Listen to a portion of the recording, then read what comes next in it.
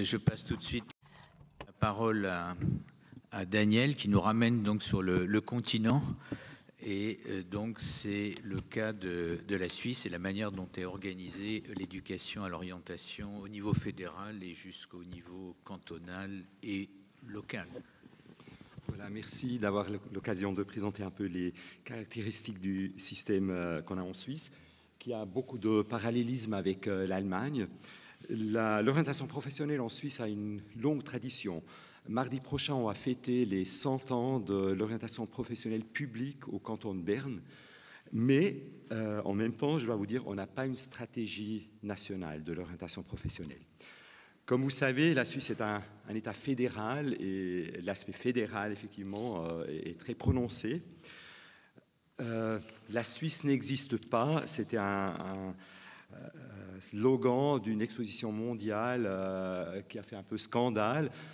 En effet, il n'y a pas une Suisse, il y a beaucoup de Suisses. Il y a la Suisse traditionnelle avec son chocolat, le fromage, les alpages, etc. Il y a beaucoup de paysages différents, mais il y a aussi des régions urbaines telles que Zurich, Genève, etc. Donc, le système de l'orientation professionnelle tient largement compte de cet aspect très hétéroclite en fait, de la Suisse. Quant aux compétences en fait, de la Confédération et des cantons, on constate que si on prend l'orientation professionnelle, elle est de la compétence des cantons, ainsi que le système scolaire. Donc les cantons sont quasi souverains dans le système scolaire et aussi dans l'orientation professionnelle. Par contre, la formation professionnelle est dans la compétence de la Confédération. Et ceci, je vais y revenir plus tard, ceci comporte un certain nombre de défis. Juste pour vous rappeler un peu le système suisse de la formation, donc, qui est aussi très similaire à celui de l'Allemagne. Donc, le choix professionnel se fait à l'âge de 14 à 15 ans. On a une voie de formation professionnelle qui est très, très prononcée. Dans le canton de Berne, par exemple, d'où je viens, on a un 20% le taux de maturité gymnasiale et de 20%, le reste, en fait, quasiment fait une formation professionnelle. Dans les cantons francophones, Genève, Vaud, etc., la formation professionnelle est un peu plus faible et surtout, dans la formation professionnelle, il y a plus de formation scolaire, formation professionnelle scolaire. Dans les cantons germanophones, c'est surtout l'apprentissage traditionnel selon le système dual qui est très fort.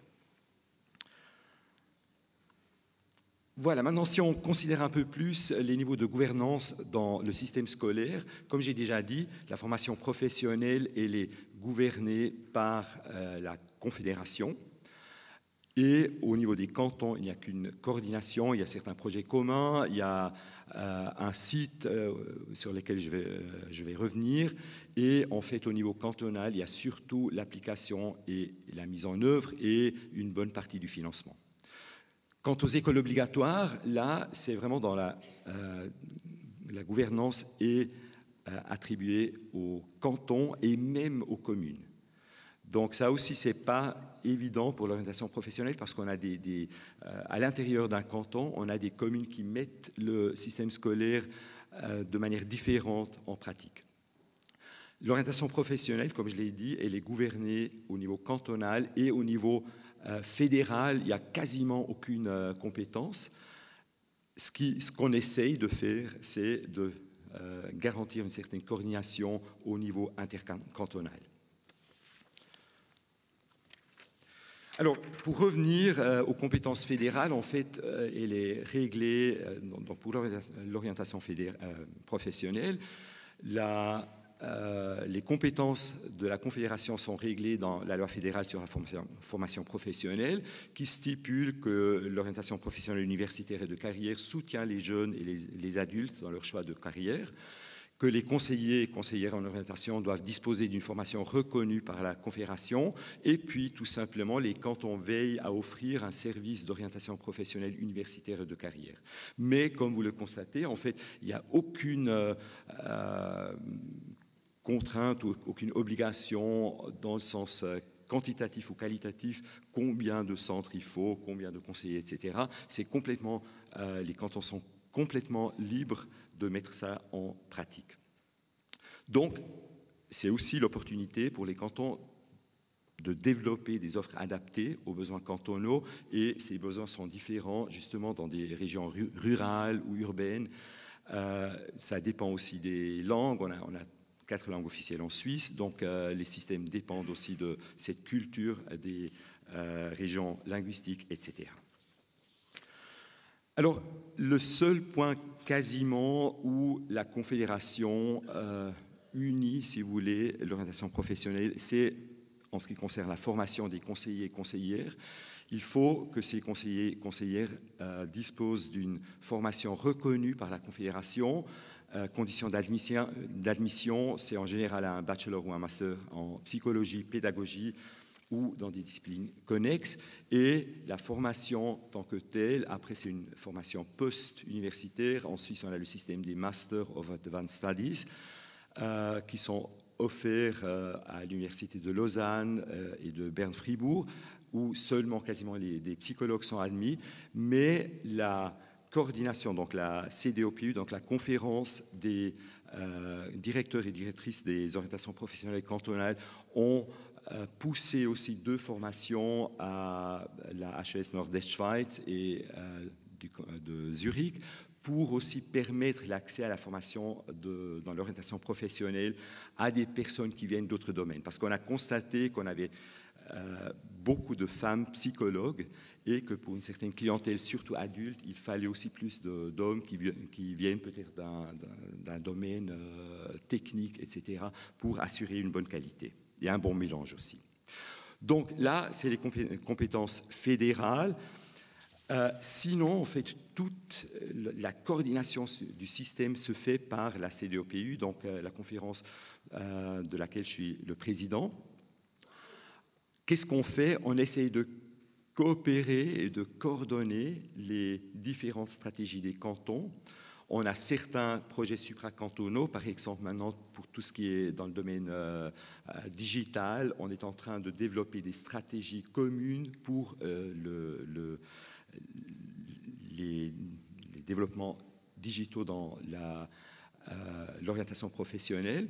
On a aussi la possibilité de faire des recommandations à l'adresse des orientations professionnelles cantonales. Et un point important, c'est la co-gouvernance du CSFO. Le CSFO, c'est le Centre suisse de services formation professionnelle et orientation professionnelle. Et là, je vais vous parler rapidement d'un site qui est très important en Suisse. Donc ça, c'est en fait le produit quasiment de l'orientation professionnelle intercantonale, si vous voulez, qu'elle a réalisé avec la Confédération. C'est un site qui s'appelle orientation.ch. Si ça vous intéresse, peut-être vous le connaissez, vous pouvez une fois y aller. Donc c'est vraiment la collection de toutes les formations qu'il y a en Suisse. Donc si on fait la recherche sur ce site, on tombe sur 26 575 formations différentes qui sont décrites. Et bien sûr, il y a aussi les descriptions des métiers, des professions officielles en Suisse. Donc il y a environ 250 métiers en Suisse, et on trouve des descriptions, on trouve des photos, on trouve des vidéos, etc. Donc ça, c'est devenu en fait le site pour le grand public, mais aussi pour les conseillers en orientation, pour trouver des informations dont il faut dans l'orientation professionnelle. Voilà, maintenant, pour revenir un peu à la mise en œuvre dans les cantons, donc la base, en fait, de la préparation au choix professionnel, ce sont les plans d'études. Il y a 3 plans d'études en Suisse dans les régions linguistiques, donc le PR, le plan d'études roman, le Lehrplan 21 en Suisse alémanique et le Piano di Studio au Tessin. Ça, c'est en fait la base.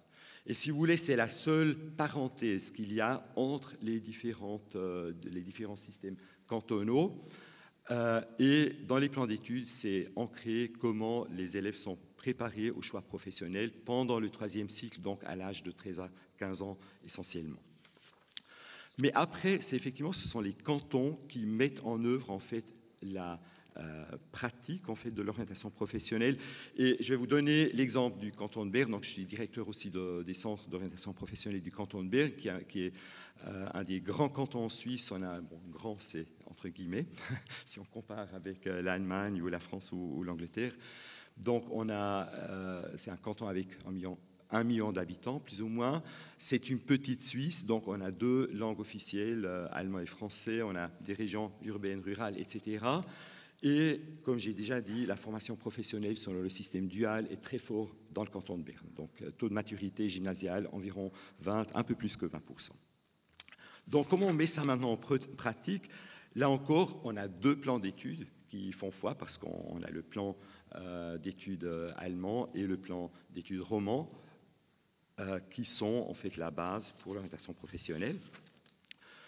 Et maintenant, là, vous trouvez donc le niveau stratégique en fait du système éducatif en Suisse. Et vous voyez, et ça c'est un défi, que l'orientation professionnelle, universitaire et de carrière, elle est associée donc à l'Office de l'enseignement du secondaire 2, formation professionnelle, tandis que les écoles obligatoires dépendent de l'Office de l'enseignement préscolaire et obligatoire. Ça veut déjà dire que l'orientation professionnelle n'a aucune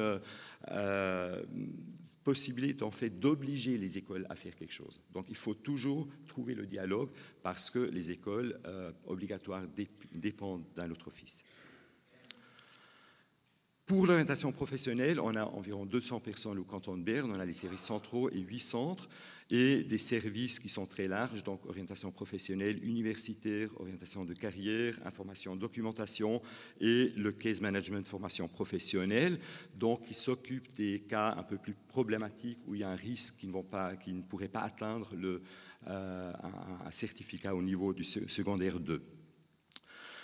Ce qu'on a au canton de Berne, mais ce n'est pas encore le cas dans tous les cantons, comme je vous ai dit, les écoles obligatoires sont gouvernées différemment que l'orientation professionnelle et la formation professionnelle. Donc ce qu'on a fait, c'est ce qu'on appelle un concept cadre pour l'orientation professionnelle qui décrit exactement quelles sont les compétences et les obligations des différents partenaires. Donc quelle est la tâche de l'école ?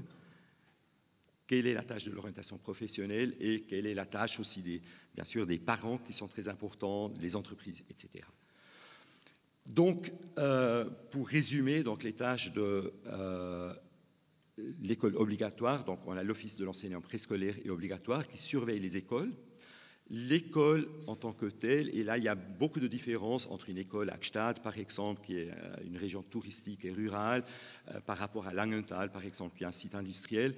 Donc l'école, en fonction de ces conditions régionales, développe dans le cadre de ce concept cadre un concept pour l'école que les enseignants et enseignantes doivent mettre en pratique. C'est un peu comme en Allemagne, donc il y a une personne par école qui est responsable de l'orientation professionnelle et l'orientation professionnelle, en fait, elle va en fait conseiller les écoles pour avoir un niveau professionnel parce qu'on n'a pas non plus des conseillers en orientation dans les écoles. Donc ce sont les enseignants qui mettent en pratique ou qui définissent le système et l'orientation professionnelle les conseille.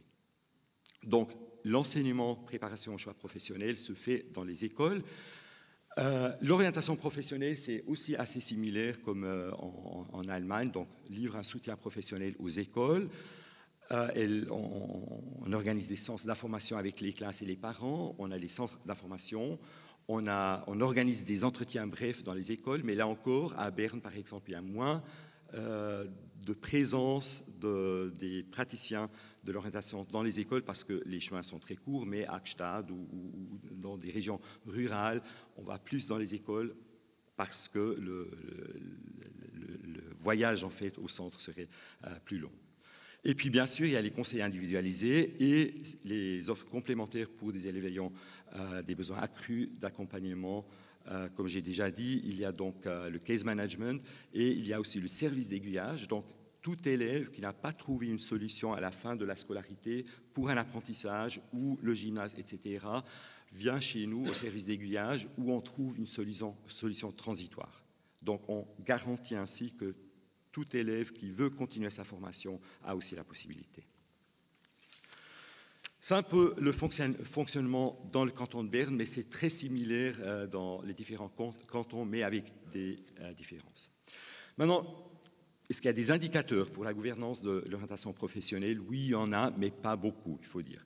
Donc, l'objectif politique national, comme dans d'autres pays, c'est que le 90% des jeunes obtiennent un diplôme au niveau secondaire 2, donc formation professionnelle initiale ou maturité gymnasiale ou un diplôme de culture générale. Dans le canton de Berne, on est relativement libre comme on travaille l'orientation professionnelle. On mesure, par exemple, la proportion des élèves qui commencent une formation certifiante immédiatement après la fin de la scolarité obligatoire, donc sans solution transitoire. Et là, bien sûr, si dans une commune, et je vous ai dit, donc les communes ont beaucoup d'influence sur leur système scolaire, il y a des différences entre les communes, mais si par exemple on constate que dans une commune, on a un taux très élevé d'élèves qui ne trouvent pas de place d'apprentissage ou qui n'ont pas de solution directe de suivi, là, l'orientation professionnelle va parler aussi avec les écoles pour dire qu'est-ce qu'il faut améliorer pour que cette proportion qui commence directement une formation certifiante puisse augmenter. On mesure la satisfaction des écoles avec les prestations de l'orientation professionnelle. Là, on est très fiers. Au canton de Berne, le 97% des écoles dit qu'ils sont contents ou très contents avec nos prestations. Et aussi le taux de réussite du case management formation professionnelle, ça c'est aussi un indicateur comment on mesure la qualité finalement. Pour arriver au terme de mes explications, quels sont les avantages d'un tel système comme on l'a en Suisse, où on a beaucoup de différences entre les cantons, même à l'intérieur des cantons. On a des petites structures. Donc, on peut, j'envie toujours un peu les petits cantons qui ont souvent la possibilité, avec 5 ou 10 personnes qui travaillent à l'orientation professionnelle, de vite réagir à certains développements. Le canton de Berne, là déjà avec 200 personnes, c'est un peu plus lourd.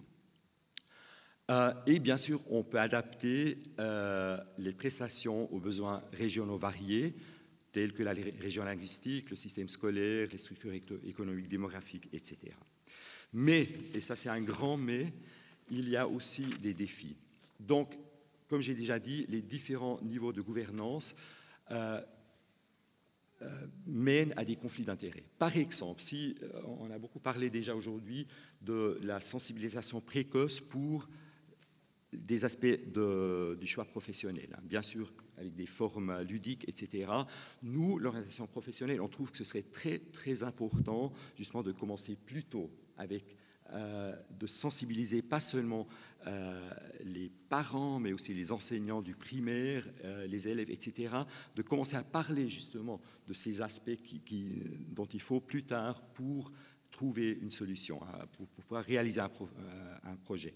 Alors là, par exemple, on constate que les autorités qui gouvernent les écoles obligatoires ne sont pas très intéressés. Ils n'ont pas encore compris l'importance de cet aspect. Et ça, c'est un problème. Donc, on a comme la formation professionnelle est gouvernée au niveau de la Confédération, mais les écoles sont gouvernées au canton et même aux communes. Donc là, on a beaucoup de problèmes à insister. Et puis aussi, les structures cantonales de l'orientation professionnelle sont très différentes. Il y a des développements communs qui sont très difficiles parce que chaque canton, chaque directeur de l'orientation professionnelle doit en fait persuader ses supérieurs si on veut faire un projet commun. Ça, c'est très différent. Et aussi, les finances sont différentes. Si on dit, voilà, il faudrait investir dans tel et tel domaine, un canton, il va le faire, l'autre ne pourra pas le faire pour des manques de finances peut-être. Donc, il y a un risque d'écart entre les niveaux des prestations cantonales. On dépend justement des finances cantonales pour développer des prestations et on a surtout, je dirais, un manque de coordination dans la formation continue, surtout des praticiens en orientation et aussi dans le domaine de la recherche. Récemment, il y a eu une évolution très bonne, à mon avis, c'est que la Confédération s'est rendue compte que la vision 2030 de la formation professionnelle nécessite beaucoup plus d'investissement dans la formation professionnelle. Le système de la formation professionnelle en Suisse va devenir encore plus perméable, il va devenir plus flexible, plus modulaire, etc. Et il faut donc plus de coordination aussi dans l'orientation professionnelle. Et cette année, il y a eu la publication d'un rapport sur les tâches de l'orientation professionnelle dans le cadre de la vision 2030 de la formation professionnelle. Et ce rapport, qui est très intéressant, il montre en fait tout l'éventail de l'orientation professionnelle, ce qu'elle devrait fournir. Et on s'est très vite rendu compte, si on garde cette structure et ces 26 stratégies, ça ne sera pas possible d'atteindre ces objectifs. Donc maintenant, et ça se fait maintenant en novembre, décembre, janvier, il y a un rapport qui est élaboré sur l'état actuel de l'orientation professionnelle dans les cantons, et ça sera la base pour donc, le développement d'une stratégie nationale pour l'orientation professionnelle. En 2019, on va faire ça, et par conséquent, donc, on aura en tout cas une parenthèse autour des différentes stratégies cantonales pour pouvoir plus réunir les efforts au niveau des cantons tout en gardant la flexibilité et les différences au niveau cantonal. Voilà, je vous remercie de votre attention.